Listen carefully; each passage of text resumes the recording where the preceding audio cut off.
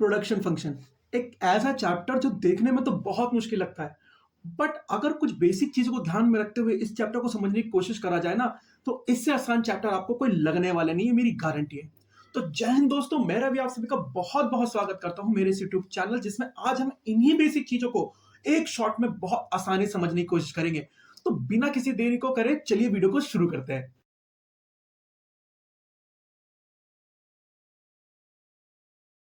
तो बच्चों, एक चीज बताओ, आप अपने आसपास बहुत सारी चीजों को प्रोडक्शन करते हुए देखते हो ना। कोई कुछ बना रहा है, कोई कुछ बना रहा है, कहीं कोई बिजनेस चल रहा है, कहीं कोई दुकान चल रही है, कहीं कोई कपड़े बेच रहा है, कहीं कोई क्या कहते हैं कंस्ट्रक्शन कर रहा है, मतलब कुछ ना कुछ प्रोडक्शन हो ही रहा है। तो क्या ये सारी की सारी प्रोडक्शन करने में क्या किसी चीज की हेल्प लगती है? मान लो मुझे एक घर बनाना है, एक घर बनाना है, तो उन घर को बनाने में बहुत सारी चीजें लगेंगी ना लगेंगी? क्या कहेंगे लगेंगे? आप कहोगे सर इसके अंदर लेबर लगेंगे, इसके अंदर रॉ मटेरियल लगेगा, रॉ मटेरियल, इसके अंदर मशीनरी लगेगी, मशीनरी, है ना? और कोई इंजीनियर वगैरह लगेगा नहीं लगेगा इस कब के लिए? क्या ये सारी चीजें लग रही है घर बनाने के लिए? लेबर, रॉ मटेरियल, मशीनरी वगैरह। तो आप कहोगे हाँ सर, प्रोडक्शन करने के लिए कुछ भी प्रोडक्शन करो, कुछ चीजों तो लगती ही लगती हैं। तो दोस्तों, इन्हीं चीजों को हम इकोनॉमिक्स में बोलते हैं factors of production. Factors of production, इनका नाम है फैक्टर्स ऑफ प्रोडक्शन।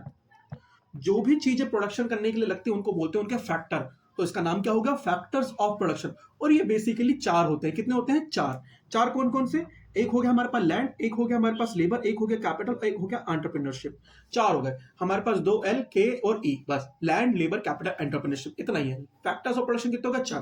अब दोस्तों, इन्हीं फैक्टर्स ऑफ प्रोडक्शन जो हम यूज कर रहे हैं प्रोडक्शन करने के लिए, इन्हीं फैक्टर्स ऑफ प्रोडक्शन को हम क्या कर रहे हैं? अपना ये घर बनाने के लिए यूज कर रहे हैं। कि नहीं घर बना रहे तो कुछ और बना रहे होंगे, कुछ भी बना रहे होंगे।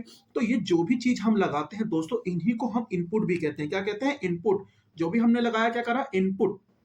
हमने इनको क्या करा? पुट कर दिया, इनपुट। और इन इनपुट का यूज करके क्या बना दोस्तों? एक आउटपुट बना। क्या बना? एक आउटपुट बना। ये जो प्रोडक्शन हुआ इसका नाम क्या कहलाएगा? आउटपुट। आउटपुट क्या कहलाएगा? आउटपुट। तो हमारा जो ये जो हमारा प्रोडक्शन फंक्शन है, ये जो हमारा प्रोडक्शन फंक्शन है, ये यही बताता है कि किस तरीके से इनपुट का यूज करके हम आउटपुट को जनरेट करते हैं। तो सिंपली इसकी डेफिनेशन क्या हो जाएगी? इसकी डेफिनेशन दोस्तों जनरली हो जाएगी कि it is the functional functional relation between input and output. Output, ठीक है। It is the functional relationship between input and output, बस इतना सा। It is the functional relation, ये फंक्शन बता रहा है किस तरह इनपुट जो है वो आउटपुट में जनरेट हो रहे हैं। सिंपल। अब देखो, हमको ना और इजी कर दिया हमारा सिलेबस, हमारे लिए और इजी कर दिया। हमको चार फैक्टर्स पढ़ने ही नहीं है। हमें कितने फैक्टर्स पढ़ने हैं? हमें सिर्फ दो फैक्टर्स पढ़ने हैं। तो जैसे जैसे ये जो है ना, ये मैथमेटिकल एक्सप्रेशन है इस डेफिनेशन का। यानी कि प्रोडक्शन फंक्शन का मैथमेटिकल एक्सप्रेशन क्या है? Q is equal to function of, Q is equal to function of, ये Q is equal to function of capital and labour, या फिर लेबर एंड कैपिटल, कुछ भी बोलो। तो यहां पर जो हमारा एल है ना, ये लैंड नहीं है, कौन सा है? लेबर, ठीक है, याद रखना। और इन दोनों का नेचर अलग अलग होता है, ठीक है। ये अभी आगे बात करेंगे कैसे होता है। बस इतना आप समझो कि हमारे को कितने फैक्टर्स पढ़ने? सिर्फ दो फैक्टर्स पढ़ने। Quantity is equal two factors of capital and labour. Quantity is equal two factor of labour और कैपिटल, कुछ भी बोलो, आगे पीछे हो सकता है, ये इधर लिखा जा सकता है, इधर लिखा जा सकता है, बट हमको दो ही फैक्टर पढ़ना है, दैट्स इट, ठीक है। चलो, अभी मैंने क्या बोला? इनका नेचर अलग अलग होता है। क्यों नेचर अलग अलग होता है? क्योंकि इन दोनों की ना नेचर टाइम पीरियड के अकॉर्डिंग चेंज हो जाती है। क्योंकि हम जो प्रोडक्शन करते हैं ना, उसको बेस पे मान के चलते हैं कि भाई हमारा जो टाइम पीरियड होने वाला प्रोडक्शन का वो कैसा कैसे होगा। क्या हम शॉर्ट रन में प्रोडक्शन करेंगे, क्या हम लॉन्ग रन पर प्रोडक्शन करेंगे? यानी कि क्या हमारे पास प्रोडक्शन करने के लिए टाइम है, और या फिर क्या हमारे पास प्रोडक्शन करने के लिए कितना टाइम है, कम टाइम है या ज्यादा टाइम है। तो इसके बेसिस पे ये जो हमारे पास ये जो वेरिएबल्स है ना, ये जो हमारे पास फैक्टर्स है ना, ये जो फैक्टर्स है ये बदल जाएंगे। ये फैक्टर्स क्या हो जाएंगे? बदल जाएंगे। तो देखो, हमारे पास एक फैक्टर होता है फिक्स फैक्टर और एक होता है वेरिएबल फैक्टर। आप कहोगे सर इन दोनों में से कौन सा फिक्स फैक्टर है, कौन सा वेरिएबल फैक्टर है? तो देखो, ये डिसाइड करता है कि आपके पास टाइम पीरियड कौन सा है। याद रखना, ये कौन डिसाइड करता है कि आपके पास टाइम पीरियड कौन सा है। अगर आपके पास शॉर्ट रन है तो दोस्तों, शॉर्ट रन के अंदर इन दोनों के ना नेचर चेंज हो जाते हैं। शॉर्ट रन के अंदर जो हमारा ये वाला फैक्टर है, ये लेबर, ये हो जाता है हमारा वेरिएबल फैक्टर। और लॉन्ग रन के अंदर ये क्या हो जाता है? ये हमारा हो जाता है फिक्स फैक्टर। तो हमको बस यही समझना फिक्स फैक्टर क्या होता है और वेरिएबल फैक्टर क्या होता है, ठीक है। तो देखो, फिक्स फैक्टर वो फैक्टर होते हैं जो चेंज नहीं होते। कब? शॉर्ट रन में। ये शॉर्ट रन में सेम बने रहते हैं। लेकिन वेरिएबल फैक्टर क्या होते हैं? ये हमारे short run as well as long run सब में चेंज होते हैं, ये हमेशा वेरिएबल रहते हैं, ठीक है। और ये can be use in different amount, लेकिन ये हमेशा क्या रहता है? सेम रहते हैं, ठीक है। अब देखो, द कॉस्ट ऑफ इनपुट, जो हमारे फिक्स्ड वेरिएबल के ऊपर, फिक्स्ड फैक्टर के ऊपर जो हमने पैसे लगाए हैं उनको क्या बोलेंगे, फिक्स्ड कॉस्ट बोलेंगे। लेकिन वेरिएबल फैक्टर्स के ऊपर जो पैसे लगाएंगे उनको क्या बोलेंगे, सिंपल वेरिएबल फैक्टर बोलेंगे, मतलब वेरिएबल कॉस्ट बोलेंगे। ठीक है। अब देखो इसका एग्जांपल क्या है, लैंड, बिल्डिंग, कैपिटल, और इसका एग्जांपल क्या है, raw material, labour and service. इतना इसी है। ठीक है, ज्यादा इसके अंदर कंफ्यूज नहीं होना। हमारे पास फिक्स्ड फैक्टर है, हमारे पास वेरिएबल फैक्टर है। ये इनका नेचर कौन डिसाइड करता है, टाइम पीरियड। अगर शॉर्ट रन है तो एक फिक्स्ड होगा, एक वेरिएबल होगा। वेरिएबल वाले को हम कभी भी चेंज कर सकते हैं, फिक्स्ड वाले को हम चेंज नहीं कर सकते। कब नहीं चेंज कर सकते, शॉर्ट रन में। लॉन्ग रन में सर, आप लॉन्ग रन की बात करो तो लॉन्ग रन में बच्चों दोनों ही वेरिएबल हो जाते हैं, क्योंकि लॉन्ग रन में हम वेरिएबल तो चेंज कर ही सकते हैं, यानी कि लेबर तो अपनी बदल ही सकते हैं। साथ में हम क्या बदल सकते हैं, अपने जो फिक्स फैक्टर है उनको भी चेंज कर सकते हैं। सर रीजन क्या है कि हम लॉन्ग रन में उनको चेंज नहीं कर पा रहे, शॉर्ट रन में, मतलब लॉन्ग रन में चेंज कर पा रहे हैं और शॉर्ट रन में चेंज नहीं कर पा रहे। तो देखो, लॉन्ग रन के अंदर हमारे पास इनफ टाइम होता है कैपिटल को जनरेट करने का, कैपिटल का जुगाड़ करने का। लेकिन शॉर्ट रन में हम कैपिटल के लिए पैसे कहां से लाएंगे। तो शॉर्ट रन में अगर हमको अचानक से प्रोडक्शन बढ़ानी होगी तो हम क्या करेंगे, सिर्फ लेबर बढ़ा के ना अपना इनपुट यानी कि प्रोडक्शन को इनपुट बढ़ाएंगे और उससे हमारा आउटपुट भी क्या होगा, इंक्रीज होगा।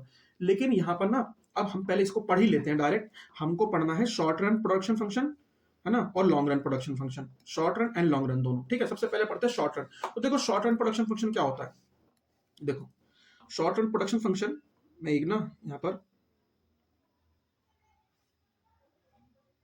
ये कर्व बनाया मैंने। देखो ये शो क्या कर रहा है, नीचे जो हमारा एक्स एक्सिस है ये शो कर रहा है हमारा लेबर, लेबर, और ये हमारा हो गया लेबर का नंबर। मान लो ये L1 हो गया, ये हमारा L2 हो गया। ठीक है, ये हमारा कैपिटल है। अब देखो, कैपिटल तो हर नंबर पे फिक्स है, ये देखो फिक्स है। अगर मैं L1 पे जा रहा हूँ, लेबर बढ़ा रहा हूं तो भी हमारी कैपिटल उतनी यूज हो रही है। अगर मैं L2 पे जा रहा हूं तो भी हमारी कैपिटल उतनी यूज हो रही है। यानी कि मान लो अगर मैं कैपिटल, हमारे पास एक मशीनरी है, तो पहले दो लोग काम कर रहे थे, अब चार लोग काम कर रहे हैं, लेकिन फिर भी मशीनरी कितनी यूज हो रही है, एक ही यूज हो रही है। यहाँ पर भी एक ही है, यहाँ पर भी एक ही है। ठीक है, समझ में आया। तो देखो, शॉर्ट रन प्रोडक्शन फंक्शन क्या होता है, ऐसा प्रोडक्शन फंक्शन जिसके अंदर हम जो प्रोडक्शन बढ़ाते हैं वो सिर्फ वेरिएबल फैक्टर में चेंजेस की वजह से बढ़ाएंगे। ठीक है, किसकी वजह से बढ़ाएंगे, वेरिएबल फैक्टर में चेंजेस की वजह से। तो short run refers to period in which output can be change by the changing the variable factor, सिर्फ वेरिएबल फैक्टर में चेंज की वजह से बढ़ेगा। यहाँ पर जो फिक्स फैक्टर होता है वो हमेशा क्या रहता है, फिक्स रहता है। और इसी के अंदर शॉर्ट रन के अंदर जो हमारे पास दोनों फैक्टर्स होते हैं ना, वो अलग अलग फैक्टर होते हैं, उनके नीचे अलग अलग होते हैं, उनको अलग अलग तरीके से क्लासिफाइड किया जाता है। एक होता है वेरिएबल और एक होता है फिक्स। मैंने आपको बताया वेरिएबल कौन होता है, लेबर होता है, और फिक्स कौन सा होता है, कैपिटल होता है। ठीक है। शॉर्ट रन के अंदर ना देखो क्या होता है, अचानक से जब हमारी डिमांड बढ़ जाती है ना लोगों की, तो उसको सप्लाई को बढ़ा, प्लस उस डिमांड को मैच करना सप्लाई से थोड़ा मुश्किल हो जाता है। यानी कि मान लो लोग 100 आउट, मतलब पहले नॉर्मली 50 आउटपुट का जनरेशन हो रहा था तो लोग 50 खरीद रहे थे। अचानक से 100 हो जाएगा तो हम अचानक से 100 नहीं बढ़ा सकते हैं, क्योंकि एक लिमिट तक ही हम शॉर्ट रन के अंदर ना प्रोडक्शन कर सकते हैं। मान लो 60 कर लिया, 70 कर लिया, 80 कर लिया, के लिए 100 करना बहुत मुश्किल हो जाएगा। ठीक है। तो यहां पर यही लिखा है कि in short run demand is more active in price determination as supply can't be increase immediately, supply अचानक से नहीं बढ़ सकती। ठीक है। अब देखो, शॉर्ट रन के अंदर हमारा जो इक्वेशन होगा प्रोडक्शन फंक्शन का वो क्या होगा, सिंपल होगा, Q is equal two factor of labour and capital. ये तो होता ही है सर, इसके अंदर बदला क्या, तो बदला क्या कि हमारा जो हमारा फिक्स्ड फैक्टर होता है, यानी कि हमारा जो कैपिटल होगा वो फिक्स्ड फैक्टर होगा और उसके ऊपर क्या लग जाएगा, बार लग जाएगा। ठीक है। ये क्या शो कर रहा है, ये शो कर रहा है fixed, fixity of the factor. ठीक है, ये क्या शो कर रहा है, फिक्सिटी ऑफ द फैक्टर, बस दैट्स इट। ठीक है, चलो आगे बढ़ते हैं। अब लॉन्ग रन, देखो लॉन्ग रन में क्या है, दोनों ही फैक्टर्स क्या होंगे, वेरिएबल्स हो जाएंगे। क्यों, अब तो देखो हमको दोनों के दोनों चेंज करने पड़ेंगे ना। अब कैसे चेंज करने पड़ेंगे वो मैं तुमको बताता हूं। देखो, मान लो हमारे पास ना एक मशीन, देखो मशीन जब जीरो है तो जीरो रहेगी। मान लो एक मशीन आ गई, और एक मशीन पर मैक्सिमम कितने लोग काम कर सकते हैं, 5। मैं ठीक है, ले आए 5 लोग। मान लो एक मशीन के बाद मेरे पास 2 मशीन आ गई, तो 2 मशीन, अब जब दूसरी मशीन आ गई, एक मशीन में मैक्सिमम 5 लोग काम कर सकते हैं, तो दूसरी मशीन के लिए भी 5 लोग अलग से निकलने पड़ेंगे ना। तो कितने लोग लेके आ जाऊंगा, मैक्सिमम 5 लोगों को लेके आ जाऊंगा, और लोग कितने हो गए, 10 हो गए। ऐसी तीसरी मशीन पे कितने आ जाएंगे, 15 हो जाएंगे। यानी कि मशीन, यानी कि अगर मैं अपने फिक्स फैक्टर को भी इंक्रीज करूंगा तो साथ साथ वेरिएबल फैक्टर अपने आप ही इंक्रीज होंगे। तो ये दोनों तो सेम तरीके से इंक्रीज हो रहे हैं, इसीलिए जो हमारा कर्व होता है वो किस तरीके से आता है, वो ऊपर की तरफ जाता है। ठीक है, ऊपर की तरफ ऐसे ऐसे ऊपर की तरफ बढ़ जाता है। ठीक है, कोई दिक्कत इसमें, कोई दिक्कत नहीं। और इसके अंदर जो हमारा वो जब इक्वेशन होगी वो होगी हमारी quantity of factor is equal to labour and capital. इसके ऊपर क्या बार लगेगा, नहीं लगेगा, दोनों ही वेरिएबल हो जाते हैं। तो देखो, लॉन्ग रन हमारा कौन सा होता है, long run refers to which output can be change by all factor, सारे प्रोडक्शन जितने फैक्टर्स है सबको चेंज कर दो, सबसे चेंज कर देंगे, सबसे प्रोडक्शन बढ़ जाएगा। In the long run factors are variable, तो देखो दोनों के दोनों क्या होते हैं, ऑल फैक्टर्स क्या होते हैं, हमारे वेरिएबल्स होते हैं। ठीक है, in long run both demand and supply play equal role as the, मतलब जैसे जैसे हमारी सप्लाई मतलब डिमांड बढ़ेगी वैसे वैसे हम सप्लाई को इंक्रीज कर सकते हैं लॉन्ग रन के अंदर। ठीक है, चल, प्रोडक्शन फंक्शन के अंदर हमारा डिफरेंस क्या है? देखो, short run production function, long run production function. ये किस पे काम करता है? रिटर्न टू फैक्टर, यानी कि शॉर्ट रन के अंदर सिर्फ हम एक फैक्टर को इंक्रीज करते हैं, लेकिन दूसरा वाले में क्या करते हैं? सब कुछ चेंज कर देते हैं। जो सब कुछ चेंज करेंगे तो हमारा क्या हो जाएगा? स्केल चेंज हो जाएगा। तो इसीलिए इसको बोलते हैं रिटर्न टू स्केल। स्केल मतलब होता है पैमाना, यानी कि सब कुछ बदल गया। ठीक है, हमारी मशीन बदल गई, हमारी जमीन बदल गई, हमारे पास फैक्ट्री के ज्यादा इनपुट हो गए। तो जब हम शॉर्ट रन में होते हैं तो शॉर्ट रन में सिर्फ इनपुट को बढ़ाते हैं, यानी कि फैक्टर्स को बढ़ाएंगे, लेकिन हमारे लॉन्ग रन के अंदर पूरा स्केल ही चेंज हो जाता है। ठीक है, यहाँ पर खाली एक फैक्टर में चेंज आता है, यहाँ पर सारे फैक्टर में चेंज आ जाता है। ये शॉर्ट रन एनालिसिस होता है, लॉन्ग रन एनालिसिस होता है। यहाँ पर लॉ ऑफ वेरिएबल प्रोपोर्शन काम करता है। लॉ ऑफ वेरिएबल प्रोपोर्शन में आगे पढ़ेंगे, क्या लॉ है ये हम आगे पढ़ेंगे। ठीक है, और law of return to scale इसको नहीं पढ़ेंगे हम। ठीक है, तो देखो, हमको अगर क्वेश्चन आता है differentiate between short run production function, long run production function, आराम से लिख देंगे। इसके अंदर मैं एक चीज और ऐड कर देता हूं कि यहाँ पर जो हमारे पास प्रोपोर्शन होता है, प्रोपोर्शन क्या होता है? प्रोपोर्शन यानी कि प्रोपोर्शन मतलब रेशियो। रेशियो जो होता है वो क्या होता रहता है? चेंज होता रहता है। चेंज किसके बीच में दोस्तों? चेंज होता रहता है। किसके बीच में? लेबर और कैपिटल के बीच में जो हमारा प्रोपोर्शन होता है वो चेंज होता रहता है। इसके अंदर क्या रहता है? फिक्स्ड रहता है। फिक्स्ड रेशियो रहता है। ठीक है, ये एक और याद कर लो और ये हमारा क्या हो जाएगा? हमारा क्वेश्चन कंप्लीट। कई बार ये पता कैसे पूछ लेता है? Differentiate between return to a factor and return to a scale. कुछ भी नहीं करना, ये उठ के ऊपर चला जाएगा, ये उठ के नीचे आ जाएगा। बस याद रखना, ये उठ के ऊपर चला जाएगा, ये उठ के नीचे आ जाएगा। बस हमारा सारे के सारी चीजें सेम रहेंगी, कुछ भी बदलेगा नहीं। अब समझते हैं हम प्रोडक्शन कितने तरीके के होते हैं, यानी कि प्रोडक्ट कितने तरीके के होते हैं। देखो, हम ना ये जो भी स्टडी कर रहे हैं ना बच्चों, ये किसमें करेंगे? शॉर्ट रन में। माइक्रो इकोनॉमिक्स के अंदर जो भी स्टडी ज्यादातर होती है वो किसके अंदर होती है? शॉर्ट रन के अंदर, यानी कि एक साल के अंदर अंदर।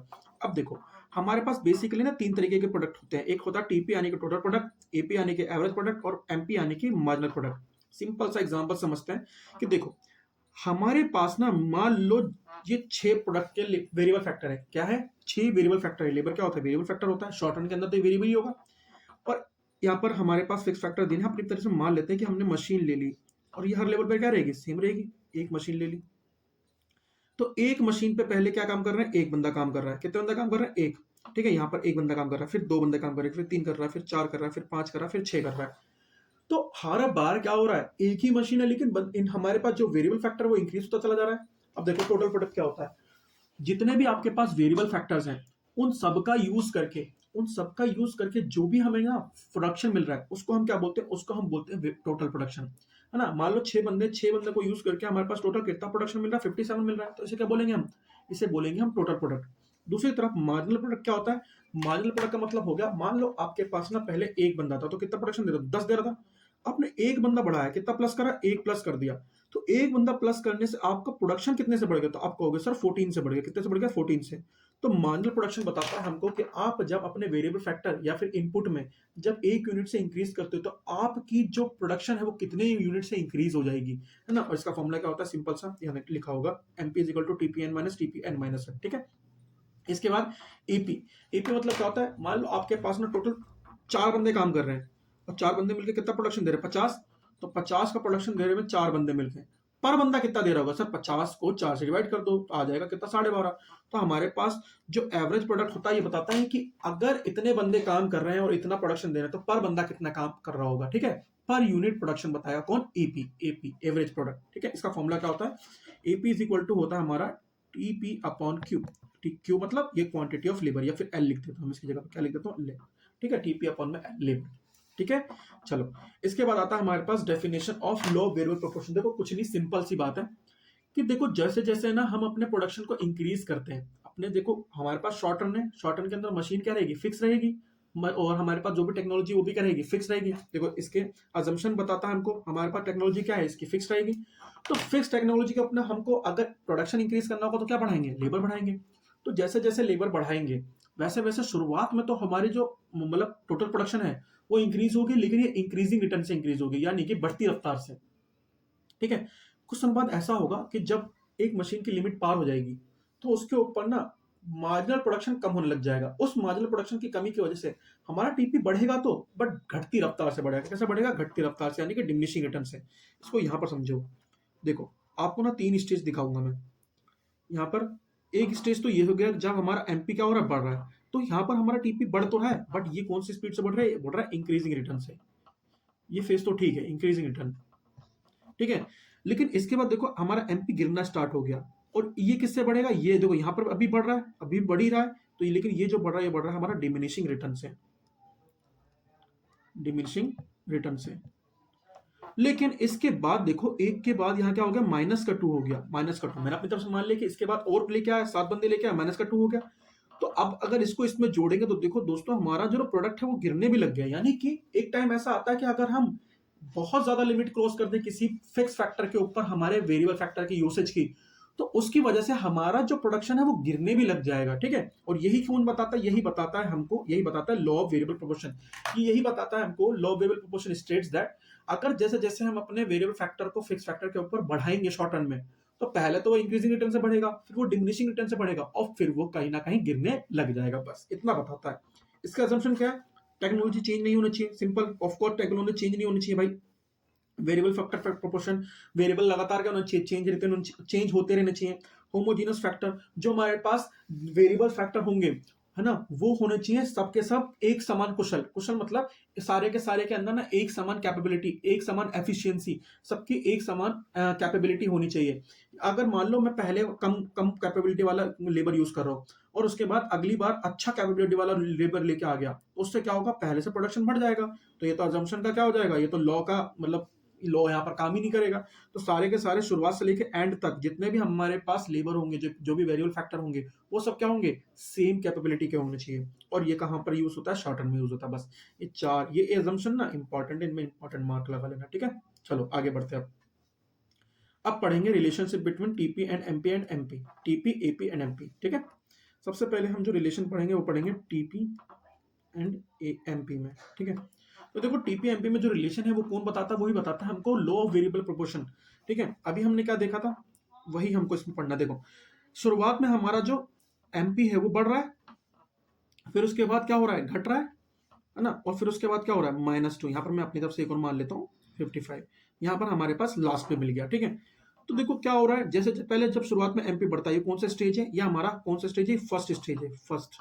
और ये कौन सा रिटर्न देगा, ये हमारे को देगा इंक्रीजिंग रिटर्न। कौन सा देगा, इंक्रीजिंग रिटर्न।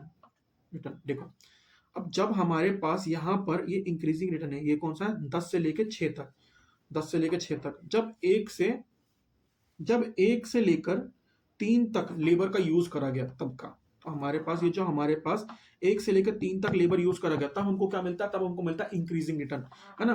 तो ये कौन सा फैक्ट हो गया, इंक्रीजिंग रिटर्न। लेकिन उसके बाद देखो हमारा एमपी गिरने लग गया।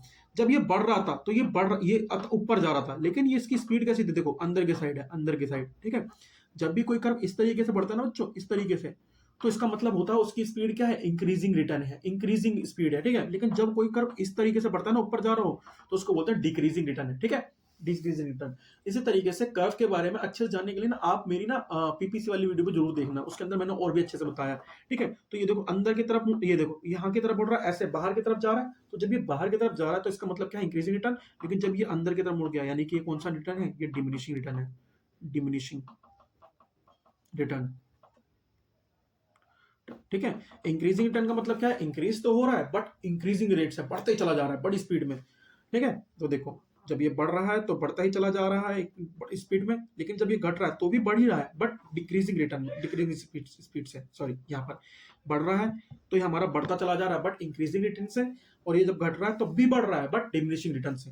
बट उसके बाद क्या होता है, जब हमारा एमपी जीरो होने के बाद गिरना लग जाता है, तो गिरने के बाद देखो हमारा टीपी भी कम होने लग जाएगा। देखो टीपी कम हो रहा है, नहीं हो रहा, जैसे ही हमारा नेगेटिव हुआ हमारा टीपी भी गिरने लग गया। ये क्यों हुआ है, ये इसलिए हुआ है क्योंकि हमने ना मैक्सिमम, हमने अपनी जो मशीन की कैपेबिलिटी उसको मैक्सिमम तरीके से यूटिलाइज कर लिया। अब इसके बाद और लेबर लेके नहीं आ सकते हम। ठीक है, तो देखो यहाँ पर हमारा रिलेशन लिखा हुआ है, when TP increases at increasing rate, MP also increases. When TP increases at diminishing rate, MP also declines. When TP reaches at its maximum, जब TP मैक्सिमम पहुंच जाता है तो हमारा MP क्या होता है, जीरो। देखो यहाँ पर है, यहाँ पर हमारा MP है, जीरो है। और जब हमारा TP क्या कहते हैं, गिरना स्टार्ट करता है तो MP क्या हो जाता है, जीरो हो जाता है, क्या हो जाता है, सॉरी नेगेटिव हो जाता है, नेगेटिव, नेगेटिव। TP यहाँ पर गिरना स्टार्ट कर दिया और हमारा MP क्या हो गया, नेगेटिव हो गया। ठीक है, ये हमारा कौन सा है, नेगेटिव, नेगेटिव स्टेज है। 3 स्टेज बताने होते हैं हमको उसमें। ठीक है, तो आप क्या करोगे, आप इसको ना सेम टू सेम नोट कर लो। ठीक है, मैंने कर दिया, समझाने के लिए सब लिखा था, खिचड़ी पक जाती है एकदम से। कोई बात नहीं, आप इसको ना नोट कर लो, और ये क्वेश्चन आने के चांसेस बहुत होते हैं। जो रिलेशन का क्वेश्चन तो एक ना एक पक्का आता है, रिलेशन का क्वेश्चन तो ये तो मेरी तरफ से वेरी वेरी इंपॉर्टेंट है, ठीक है। इसके बाद जो हमको रिलेशन देखना है वो किसका देखना है, एपी और एमपी का, एपी एंड एमपी का। देखो सेम ही है, ठीक है। देखो शुरुआत में हमारे पास जो, शुरुआत में जो हमारे पास एमपी है वो एपी से ज्यादा है, एमपी जो है वो एपी से ज्यादा है, ठीक है। उसके बाद हमारे पास एपी और एमपी क्या है, दोनों बराबर है। यहाँ पर ये MP is equal to AP, AP और एपी दोनों बराबर है। और उसके बाद क्या हो गया, हमारा एपी ज्यादा है और एमपी कम है, ठीक है। तो देखो एपी इंक्रीजिंग सोलो, जब एपी इंक्रीज होता है तो हमारा एमपी जो है वो एपी से ज्यादा है, ठीक है। फिर जब एपी डिक्रीज होता है तो हमारा एपी हमारा एमपी से ज्यादा है। एपी एज इट मैक्सिमम, जब एपी मैक्सिमम होता है तो हमारा एमपी और एपी को, मतलब जब हमारा एपी मैक्सिमम होता है तो उस लेवल पर हमारा जो एमपी है वो एपी को कट करता है। जहां वो कट करेगा, जहां इंटरसेक्ट करेगा, वो दोनों क्या होंगे, समय बराबर। देखो इस पॉइंट पे दोनों के दोनों इक्वल हैं, तो हमारा जो एपी और एमपी जहां बराबर होते हैं वहां पर एपी क्या होता है, मैक्सिमम होता है। उसके बाद जहां पर मैक्सिमम होता है वो डिक्लाइन होना स्टार्ट हो जाता है। एमपी देखो देखो हमारा एमपी जो है वो जीरो हो सकता है, बट एपी जीरो नहीं हो सकता। एपी जीरो क्यों नहीं हो सकता, क्योंकि हमारा टोटल प्रोडक्शन जीरो नहीं हो सकता। कोई देखा है कभी टोटल प्रोडक्शन को जीरो होते हुए, नहीं हो सकता। एमपी नेगेटिव हो सकता है लेकिन एपी कभी नेगेटिव नहीं हो सकता, क्योंकि हमारा टोटल प्रोडक्शन नेगेटिव नहीं होता। सिंपल, ठीक है, समझ में आया। चलो अब देखो stages of production, stages of production. देखो हमारे, हमने ना अभी पढ़ा था कि हमारे पास जो स्टेज है प्रोडक्शन के वो कितने हैं। हमारे पास ना तीन स्टेज हैं, एक तो है हमारे पास इंक्रीजिंग रिटर्न, दूसरा हमारे पास डिमिनिशिंग रिटर्न और तीसरा है नेगेटिव रिटर्न। तो देखो हमारे पास इंक्रीजिंग रिटर्न कहाँ है, इंक्रीजिंग रिटर्न सेकेंड, हाँ हमारे पास इंक्रीजिंग रिटर्न कब होता है। देखो इंक्रीजिंग रिटर्न हमारा तब होता है जब हमारा एमपी लगातार बढ़ता रहता है। तो टीपी जब बढ़ता है इंक्रीजिंग रेट से तो उसको बोलते हैं इंक्रीजिंग रिटर्न, ठीक है।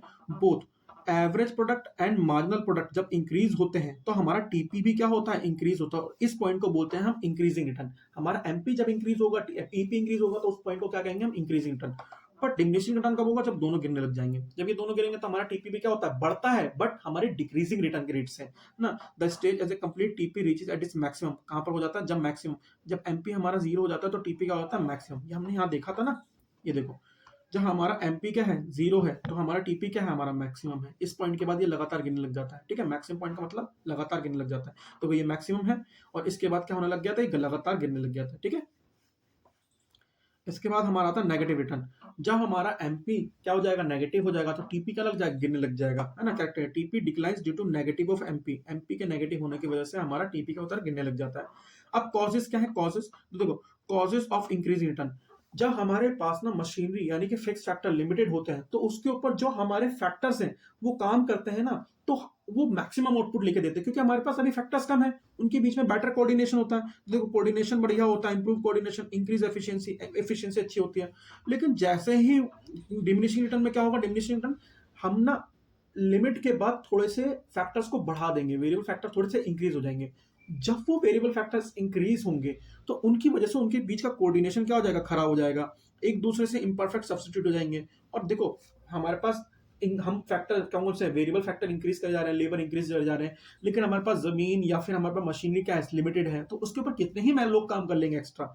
और लिमिट हमारे पास क्या है, नेगेटिव रिटर्न लास्ट में, limitation of fix factor, poor coordination, ये दोनों को देखो दोनों में लगभग सेम ही है, और decrease in the efficiency of variable factor. बस ये हमारा इसी चैप्टर में हमको बस इतना ही पढ़ना था। हमारे पास ये इंपॉर्टेंट टॉपिक है, ये इंपॉर्टेंट टॉपिक है लो वेरिएबल प्रोपोर्शन। देखो हमको ना जब पूछता है कि लो वेरिएबल प्रोपोर्शन बताओ with the help of example और या फिर ग्राफ या डायग्राम, तो आपको लो वेरिएबल प्रोपोर्शन किससे समझाना है, इस वाले कप्स बनाना है, यानी कि टीपीएमपी से रिलेशन से समझाना है, ठीक है। और फिर इसके बाद हमने ये तो सीख ही लिया, हमने शॉर्ट रन भी सीख लिया, हमने लॉन्ग रन भी सीख लिया, ठीक है। अब हमारा ये चैप्टर पूरा का पूरा फिनिश हो गया, ठीक है। चलो मिलते हैं नेक्स्ट वीडियो में। जय हिंद।